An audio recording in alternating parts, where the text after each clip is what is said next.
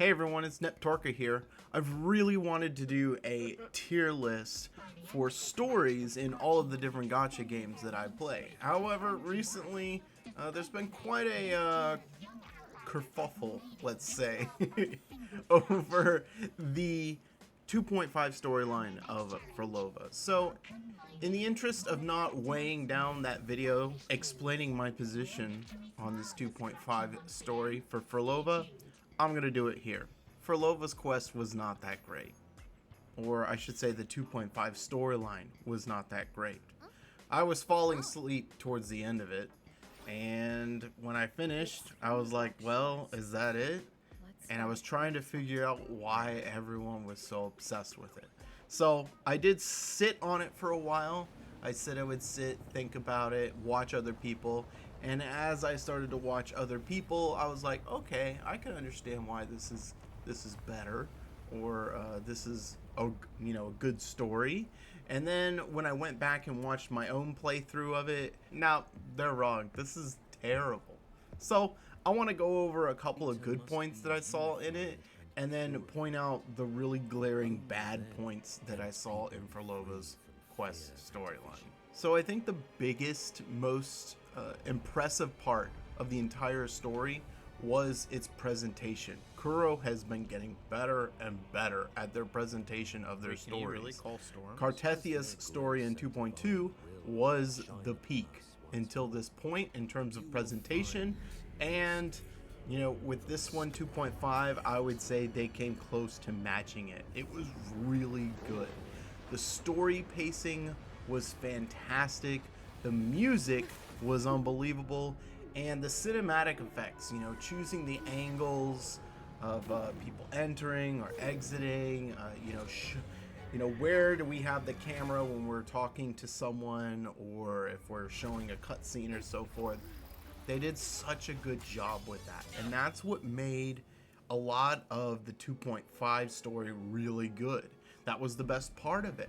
Now, I will say music, I feel, has a kind of almost an inordinate amount of influence on a story's impact. If the music is really good, it will last and stick with you forever.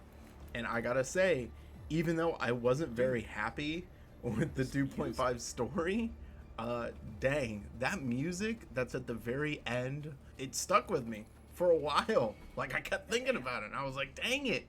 When I thought about that music, and then I thought about how everyone said it was great, but I didn't think it was that great, I was like, maybe I'm on something here. But I will say the music has an amazing impact, and I would say overall, the story pacing and the cinematic effect and presentation of the story was unbelievable and almost unmatched in Kuro games. I would say the only one being better than it was 2.2. Before we get into the two items that really pissed me off in 2.5 and the reasons why I didn't think it was a very good story, there is one thing I do want to nitpick on, and that is the pacing of the presentation.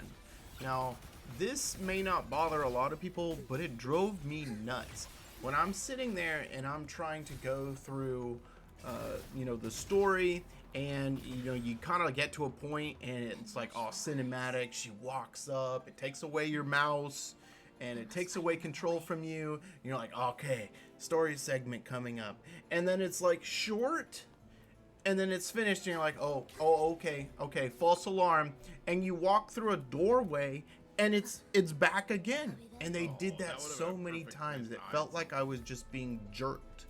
Or if you're in the car with a brand new driver and they're constantly slamming on the brakes because they're not used to, just driving normally, slowly, or they don't know how to ease onto the gas. That's what it felt like.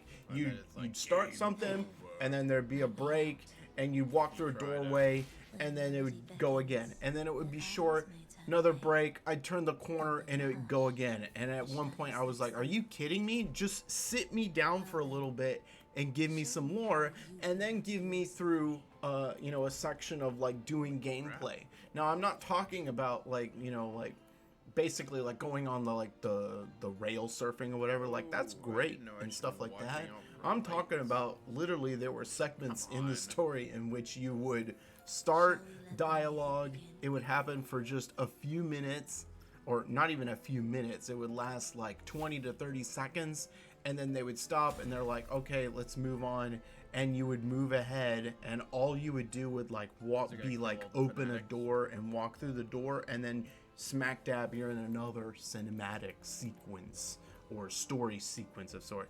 That drove me nuts. But that's a minor nitpick. Okay?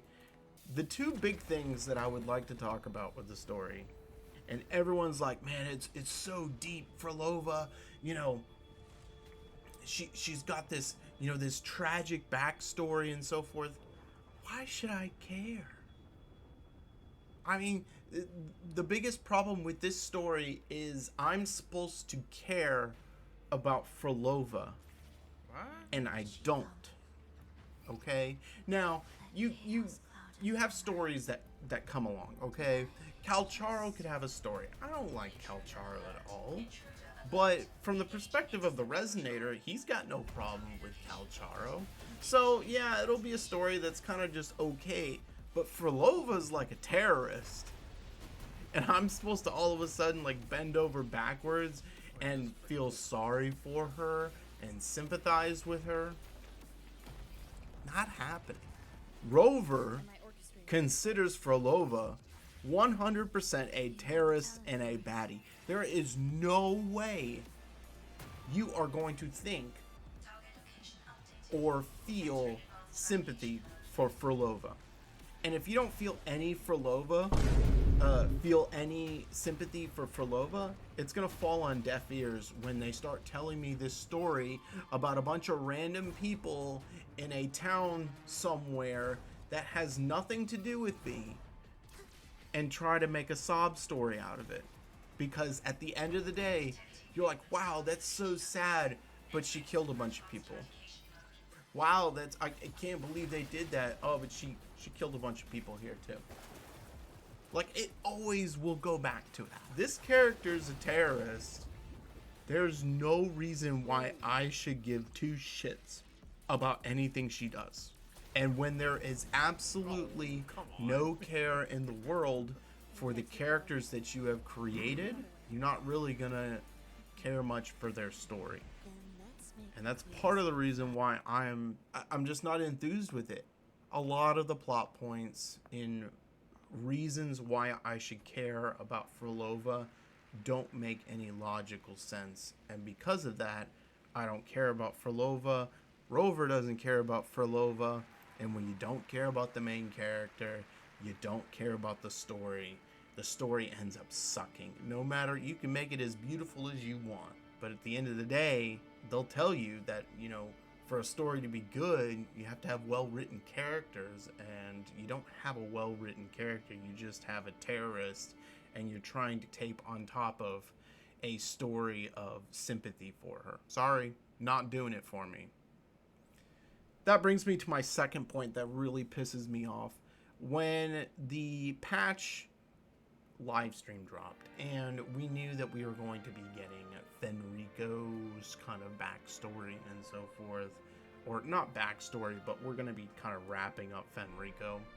I was pretty excited. Like, I could tell the live stream was really light on events and, you know, what the game was going to provide for us in terms of entertainment. So I knew that the story would have to carry it. You know, it's kind of like the upcoming HSR 3.5.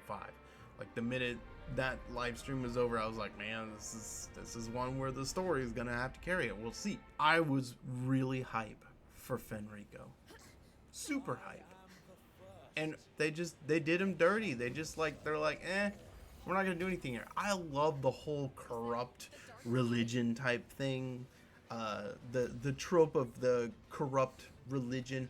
I love those stories. And I was so hyped for this one. And they're just like, oh man, Fenrico, he was just a puppet all time. He knew he was a puppet, but he was like, I'm gonna go with it and make the world a better place. I'm a crazy nut, and everyone's gonna follow me. Like, they could have done so much with the order.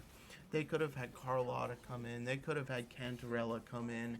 They could have had many characters come in, and it could have been a 2.0 all over again. You know, kind of like the coup de grace, the finishing touches of the Raguna portion of the Renacida arc.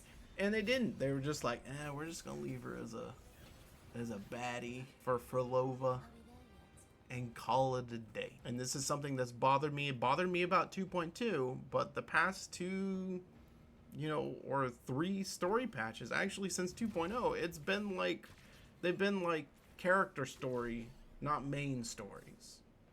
And that's irritating, you know? This was just Phrolova and Rover. Cantarella's was basically Cantarella, Cartethia, and Rover. We go to Lupa, it was Lupa and Rover, with some cameos from other characters, but you almost didn't, you know, do much with them.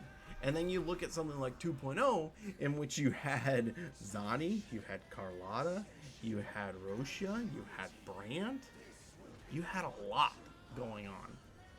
And we didn't get that. So they absolutely obliterated a final portion of an arc that I was really excited to see, and they just did it dirty. They did it dirty so that they could, you know, put this hapdash slop on top of Phrolova. Let's be real, guys. When everyone talks about Frolova's story quests, they try to act as though it was a literature, you know, marvel. It's kind of like those English teachers that you grew up with that, you know, gave you a 75 on your English paper because you didn't know Geoffrey Chaucer the way that they did and what was going through their mind. Bitch, you didn't know either. You weren't alive then. At the end of the day, it was a terrorist getting a sob story backstory.